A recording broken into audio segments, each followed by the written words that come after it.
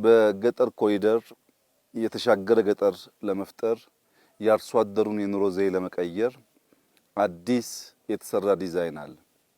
ይህ ዲዛይን በገጠራማው የኢትዮጵያ አካባቢ አርሶ አደሩ ካሉበት ችግሮች አንዱ የአኗኗር ዘዬ ነው።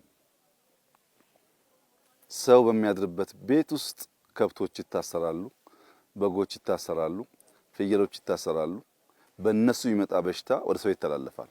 ብዙ ሰው ሳያውቀው ለበሽታ ይዳረጋል። የዚህ የገጠር ኮሪደር ዋና ዓላማ ሰውና ከብት ተለያይተው እንዲኖሩ ማድረግ ነው። ሁለተኛው በየአካባቢው ስንጸዳዳ አካባቢ ያበላሻሉ። እዛ ላይ ዝንብ ይመጣል፣ በሽታ ይመጣል።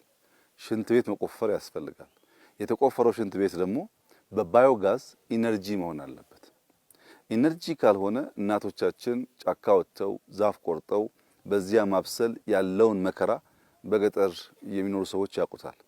ያን ለመከላከል በሃላባ አንድ፣ በከምባታ አንድ፣ በሃዲያ አንድ፣ በስልጤ አንድ መለስተኛ ማሳያ ሰፈሮች በእኛ ይገነባሉ።